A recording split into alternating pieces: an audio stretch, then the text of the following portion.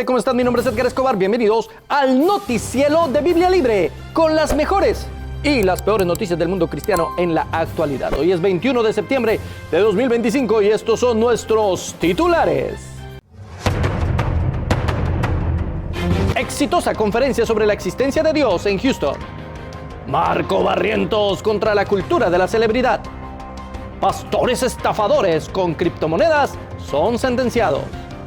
Andrés Corzón ataca a los reformados y defiende a los unicitarios.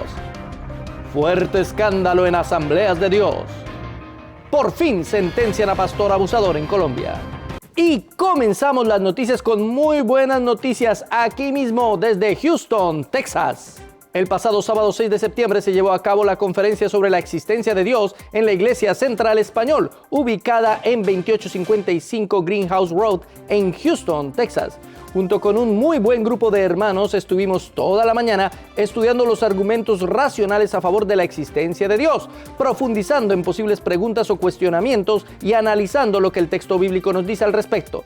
Todo el evento, organizado por el pastor Juan y su esposa Roselyn Rodríguez, contó con tiempos de adoración, refrigerio e integración entre los hermanos. Varios pastores de la ciudad de Houston y sus alrededores nos acompañaron, entre ellos el presidente de la Red Pastoral de Houston, el hermano Adriana Mezquita, con quienes compartimos ideas y proyectos para la ciudad.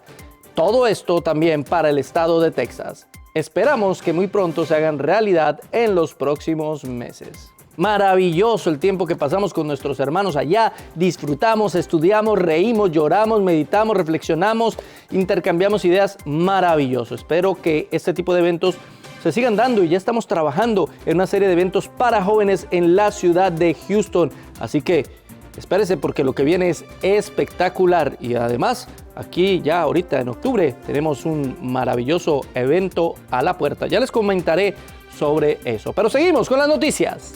En Estados Unidos, un juez de Denver, Colorado, le puso un alto a lo que se promocionó como una criptomoneda divina. El pastor Eligio, Eli Regalado, y su esposa Caitlin Regalado, muchos regalados, fueron obligados a devolver casi $3.4 millones a las decenas de cristianos que confiaron en ellos. La investigación reveló que entre junio de 2022 y abril de 2023, la pareja y su empresa Inkscoin LLC, creada bajo el eslogan celestial de distribuir riquezas del reino, captaron fondos de más de 300 inversores de comunidades evangélicas en Denver.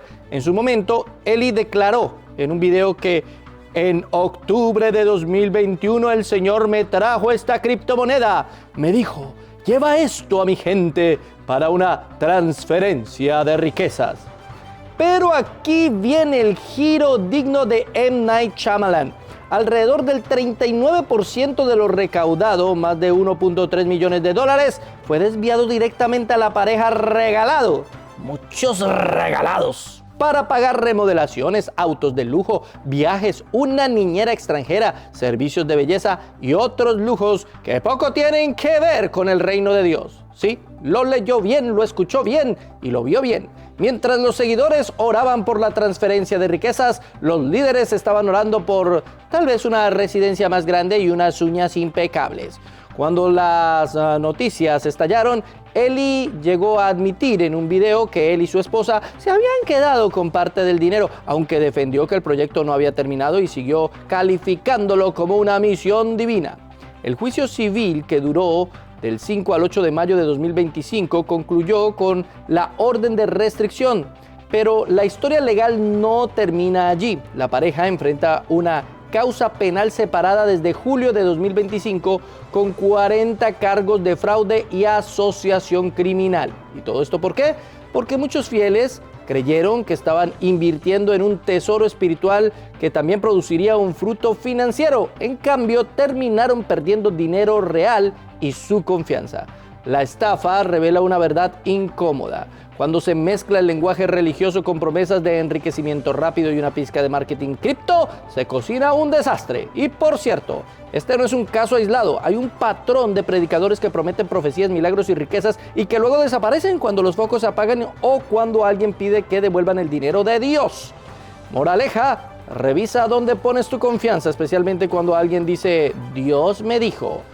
que inviertas en su criptomoneda, semillero financiero o transferencia de riquezas, porque a veces la profecía viene con factura. Y por eso la palabra de Dios dice en 1 de Timoteo, en el capítulo 6, verso 10, porque raíz de todos los males es el amor al dinero, el cual codiciando algunos se extraviaron de la fe y fueron traspasados de muchos dolores. No solo la codicia y amor del dinero de estos regalados, sino también de la gente que buscando bendición financiera invirtió en estas criptomonedas. ¡Ay, Dios mío! Pero vamos ahora con nuestro flash informativo.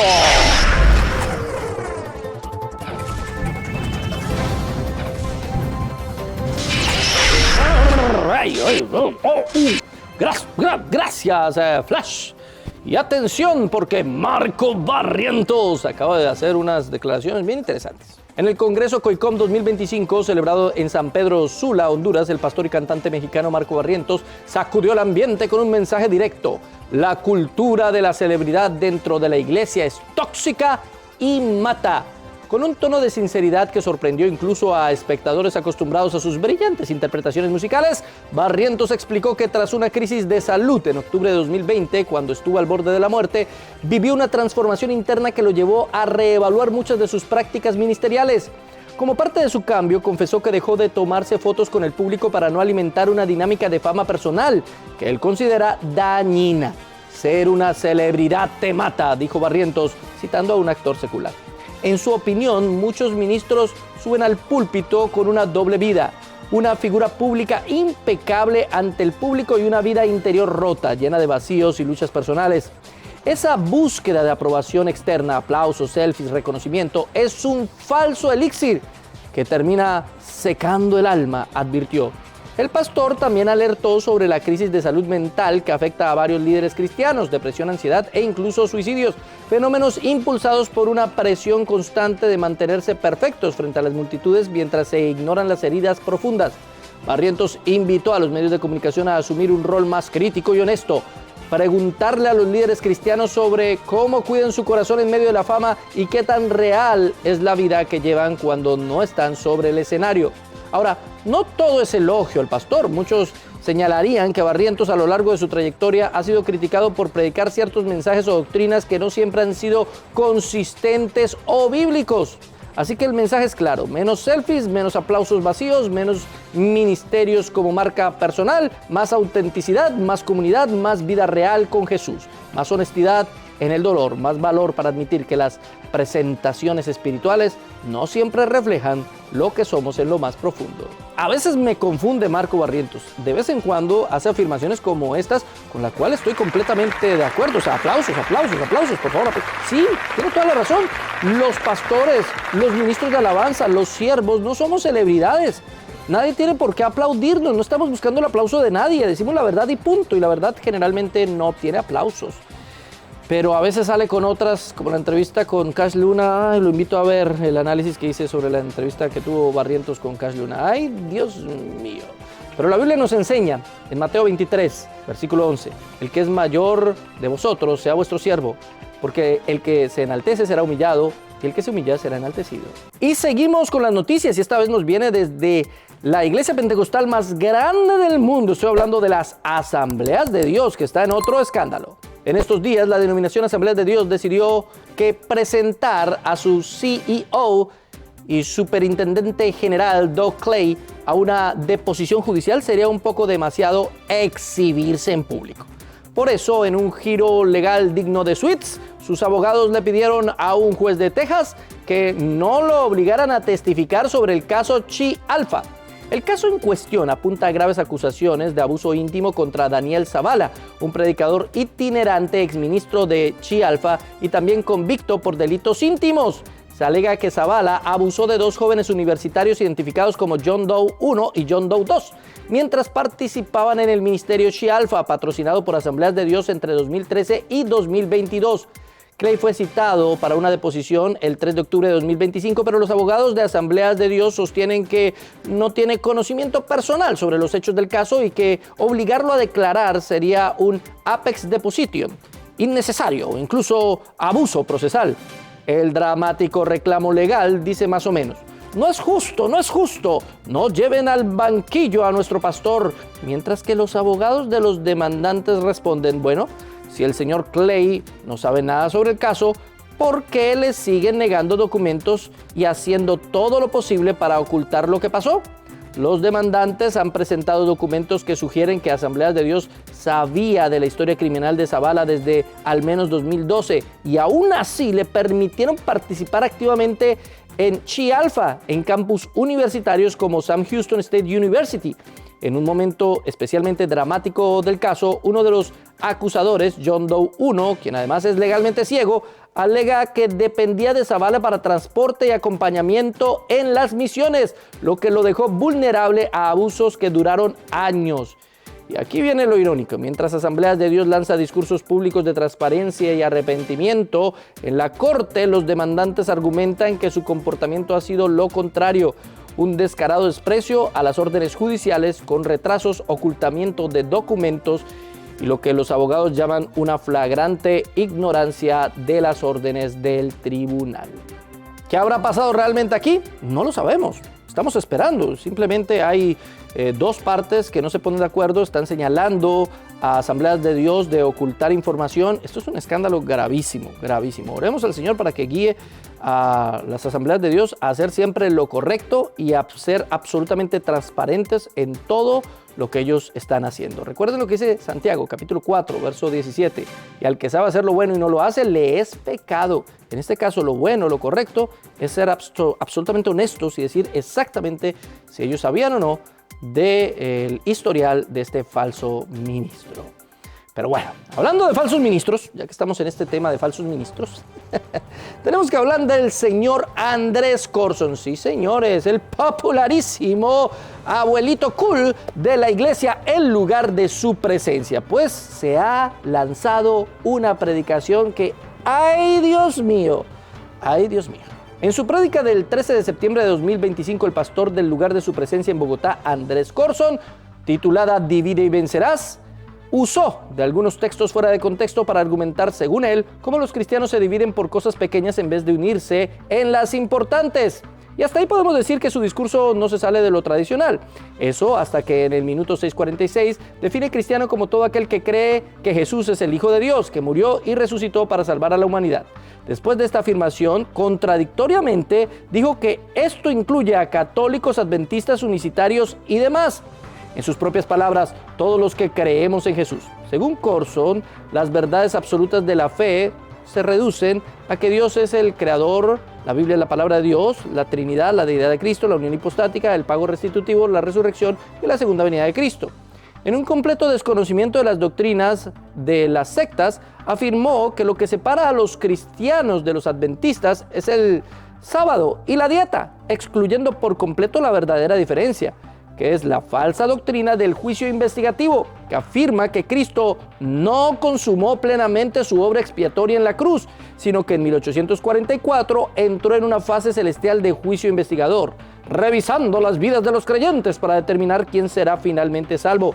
De igual forma, al hablar de los unicitarios en el minuto 11, lanzó piedras obvias a Biblia Libre y afirmó: hay cristianos que se creen los únicos depositarios de la verdad, que los mandan al infierno. Luego afirmó que Dios hace cosas por medio de los unicitarios en Colombia. El discurso de Corzón suena muy ético, pero omite por completo que la unidad no es un fin en sí misma, sino un fruto de la verdad en Cristo. Que cuando la palabra habla de una sola iglesia, no se refiere a aquellos que tergiversan verdades fundamentales como el juicio y la Trinidad, sino a aquellos unidos en lo fundamental, doctrinas que él mismo reconoció como fundamentales, pero que luego las relativiza, tratando a estas denominaciones como hermanos en Cristo e ignorando que la Biblia enseña que no toda división es mala. Primera a los Corintios 11:19, porque es preciso que entre vosotros haya disensiones, para que se hagan manifiestos entre vosotros los que son aprobados. Posteriormente se dio a la tarea de atacar las doctrinas reformadas y a los hermanos calvinistas, haciendo una caricatura de lo que realmente ellos creen. Los calvinistas no dicen que no hay que evangelizar, o no hay que orar, o no hay que hacer discípulos, cosa que afirmó Corzón, que según él es lo que enseñan los reformados. Así que en su pésimo sermón terminó atacando a los reformados, defendiendo a los unicitarios y haciendo seguramente una apología a su amigo y cantante que apoya a cantantes unicitarios. Pésima prédica, de verdad la escuché toda, muy mala. Sacó textos de su contexto totalmente, un desconocimiento absoluto de lo que son las doctrinas de las sectas y un desconocimiento absoluto de lo que es la doctrina de los reformados. O sea, el hombre, ¿de dónde sacó su título de teología? ¿En una caja de galletas? Por favor, Corson. Primero, cerciórese que las categorías que está utilizando son académicamente correctas. ¡Qué cosa tan espantosa! Aparte, pues no podemos colocar los fragmentos de la prédica porque él nos tiene mucho miedo, muchísimo miedo, cosa que pagó un dineral para que sea imposible utilizar su material directo. Hay que decirlo así, sin pelos en la lengua. Ay, Dios mío, este hombre defendiendo falsos maestros y atacando verdaderos cristianos. Gálatas 1:8 dice: mas si aún nosotros, un ángel del cielo, os anuncia otro evangelio diferente del que os hemos anunciado, sea anatema. ¿O es que te estás protegiendo de algo en el futuro, Corson? No lo sabemos. Amigos y hermanos, mi nombre es Edgar Escobar de Biblia Libre y quiero invitarlos a una super conferencia este 31 de octubre y 1 de noviembre en la iglesia Champion Family Conroe, titulada Después de las tinieblas, luz, donde estaremos estudiando la naturaleza de nuestro Señor Jesucristo. Va a estar espectacular, la vamos a pasar muy bien. Allá nos vemos, allá nos conocemos. Recuerde usted, después de las tinieblas, luz.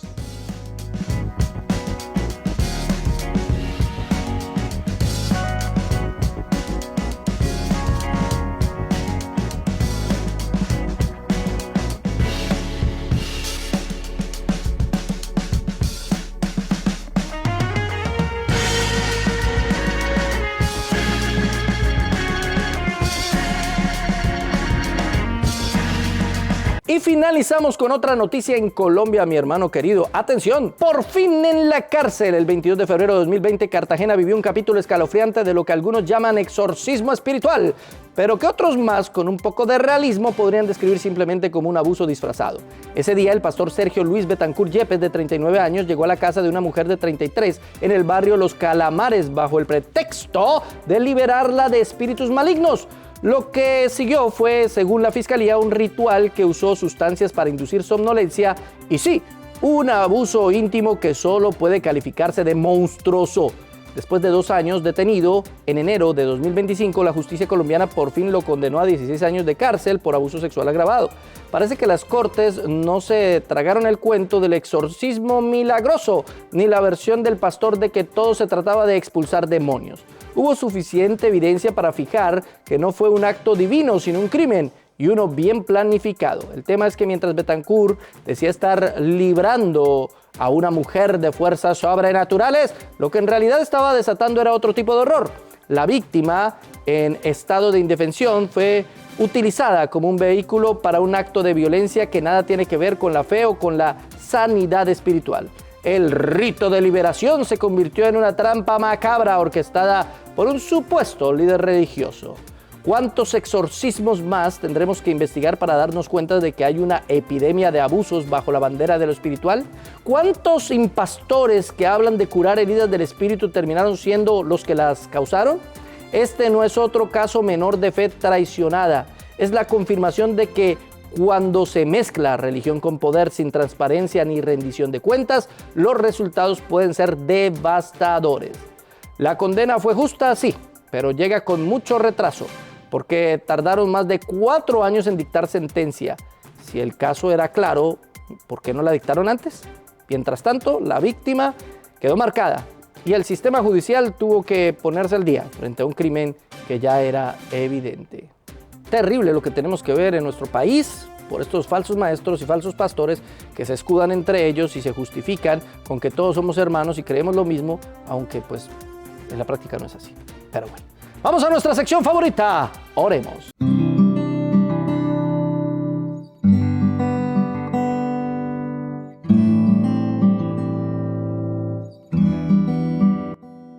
Oremos por el Dr. James Tour, profesor de química de la Universidad de Harvard, quien está intentando evangelizar a sus estudiantes. Oremos por Yerani, una predicadora cristiana de calle, que fue atacada y arrastrada por el cabello por un hombre musulmán turco mientras compartía el evangelio en el centro de Ámsterdam. Oremos por el pastor Jun Bo Son, quien lleva días desaparecido después de ingresar a una comisaría. Oremos por el hermano Marquitos y su familia, hermano en Cristo que sufrió el sábado pasado un terrible accidente que por poco le cuesta la vida y hoy se recupera en el hospital.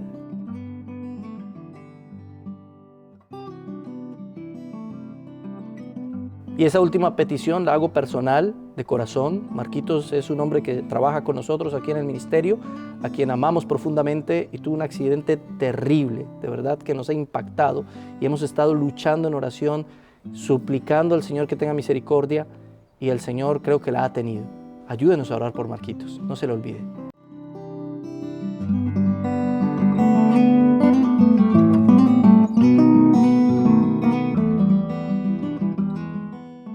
Bueno, vamos al meme de la semana.